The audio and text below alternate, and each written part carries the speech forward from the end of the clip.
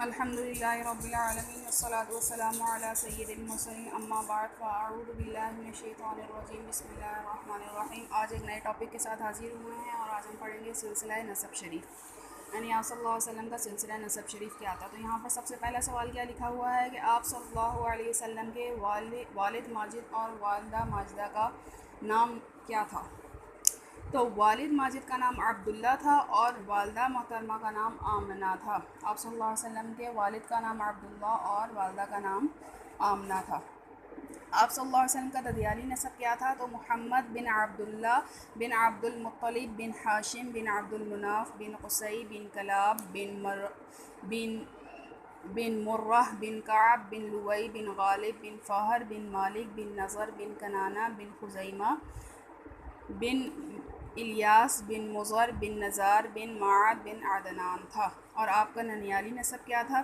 محمد بن آمنہ بنت وہب بن عبد المناف بن زہرہ بن کلاب، اور کلاب پر پہنچ کر آپ کا مادری اور پدری سلسلہ نسب ایک ہو جاتا ہے۔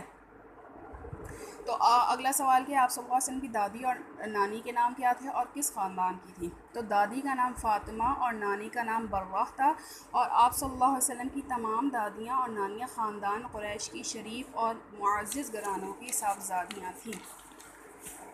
آپ کے گھرانے کنبہ کو کیا کہا جاتا ہے؟ بنو ہاشم یعنی ہاشم کے لیے، یعنی آپ کے گھرانے کو کیا کہا جاتا ہے؟ کنبہ۔ کنبہ کا کیا مطلب؟ اس کا مطلب ہے کہ آپ کے گھرانے کو ہم بنو ہاشم یعنی ہاشم کی اولاد کے نام سے پکارا جاتا ہے، اور آپ کے قبیلہ یعنی برادری کا نام کیا تھا؟ تو اس کا نام قریش تھا۔ تو دونوں میں فرق آ گیا، بعض اوقات جو ہے وہ لوگ جو ہے وہ بنو ہاشم اور قریش مطلب ایک ہی جو ہے وہ چیز بول دیتے ہیں۔ تو آپ کے گھرانے کو بنو ہاشم اور قبیلہ جو ہے وہ قریش تھا آپ کا۔ تو آپ صلی اللہ علیہ وسلم کے کوئی بھائی بہن تھا یا نہیں، اور چچا تائیاں پھوپھیاں کتنی تھیں؟ تو آپ صلی اللہ علیہ وسلم کا گویا در یتیم تھے، یعنی ماں باپ کے اکلوتے تھے، اور آپ صلی اللہ علیہ وسلم کے 9 یا 12 چچا تھے اور 6 پھوپھیاں تھیں۔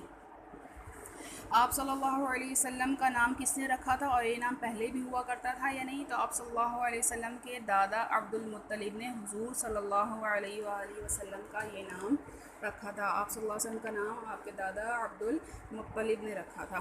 تو خلاصہ اس کا کیا ہو گیا کہ آپ صلی اللہ علیہ وسلم کے والد ماجد کا نام عبداللہ تھا، والدہ کا نام آمنہ، اور سلسلہ نسب دونوں کا کلاب پر جا کر مل جاتا ہے۔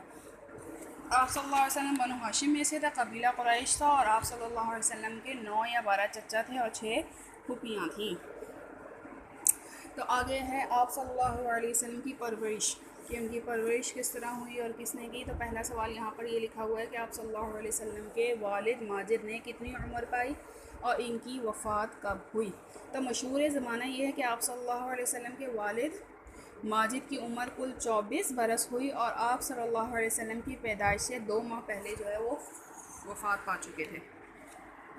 حضور صلی اللہ علیہ وسلم کے والد ماجد کی وفات کہاں ہوئی؟ تو وہ مدینہ منورہ میں ہوئی تھی۔ اور مدینہ میں وفات کیوں ہوئی تھی؟ کیونکہ آپ صلی اللہ علیہ وسلم کے والد ماجد کی ننیال مدینہ میں تھی، بنو نجار کے خاندان میں۔ تو آپ صلی اللہ علیہ وسلم کے والد تجارت کی غرض سے شام تشریف لے گئے تھے، راستے میں مدینہ ٹھہر گئے اور اتفاق سے بیمار پڑ گئے اور وہیں وفات ہو گئی۔ آپ صلی اللہ علیہ وسلم کے والد نے کیا ترکہ چھوڑا تھا؟ تو 5 اونٹ ایک باندی جس کا نام ایمن تھا۔ آپ صلی اللہ علیہ وسلم کے والد نے کیا ترکہ چھوڑا تھا؟ یعنی 5 اونٹ ایک باندی اور جس کا نام کیا تھا؟ ایمن تھا۔ تو آپ صلی اللہ علیہ وسلم کے والد والدہ ماجدہ نے کب تک آپ کی پرورش کی؟ تو آپ صلی اللہ علیہ وسلم کی عمر کے 4 یا 6 سال تک پھر ان کی وفات ہو گئی تھی، یعنی کہ والد کی وفات 2 ماہ پہلے قبل ہو گئی تھی پیدائش سے، اور والدہ کی وفات 4 یا 6 سال تک پھر ان کی وفات ہو گئی تھی۔ تو آپ صلی اللہ علیہ وسلم کی والدہ ماجدہ کی وفات کہاں ہوئی؟ تو ابوا گاؤں میں۔ ابوا گاؤں کہاں ہے؟ مکہ اور مدینہ کے درمیان میں۔ والد کی وفات جو ہے مدینہ منورہ میں ہوئی، بنو نجار کے خاندان سے تھے وہ، اور والدہ کی وفات جو ہے وہ ابوا گاؤں میں ہوئی، اور ابوا گاؤں جو ہے مکہ اور مدینہ کے درمیان میں ہے۔ تو ابوا کیوں گئی تھیں؟ تو مدینہ طیبہ میں بنی نجار کے خاندان میں اپنے رشتہ داروں سے ملنے گئی تھیں۔ والدہ کی وفات کے بعد آپ صلی اللہ علیہ وسلم کی پرورش کا ذمہ کس نے اٹھایا تھا؟ تو حضرت ایمن نے، جو آپ صلی اللہ علیہ وسلم کی باندھی تھی اور جو حضور صلی اللہ علیہ وسلم کی خدمت شروع کی، اور حضرت کے دادا عبد المطلب آپ کے ولی اور ذمہ دار تھے۔ تو آپ کی والدہ ماجدہ کے وفات کے بعد آپ کی پرورش کی ذمہ داری ایمن نے لی تھی، جو ان کے والد نے جو ہے وہ ترکہ چھوڑا تھا، جس میں 5 اونٹ ایک باندھی تھی جس کا نام ایمن تھا، اور دادا عبد المطلب جو ولی اور ذمہ دار تھے۔ عبد المطلب کی پرورش میں حضور صلی اللہ علیہ وسلم کتنے عرصے رہے؟ تقریباً 2 سال، پھر عبد المطلب کی وفات ہو گئی۔ حضور صلی اللہ علیہ وسلم کی عمر اس وقت کیا تھی اور عبد المطلب کی کتنی تھی؟ تو آپ صلی اللہ علیہ وسلم کی عمر مبارک 8 سال 2 ماہ 10 دن تھی، اور عبد المطلب کی عمر 140 سال تھی۔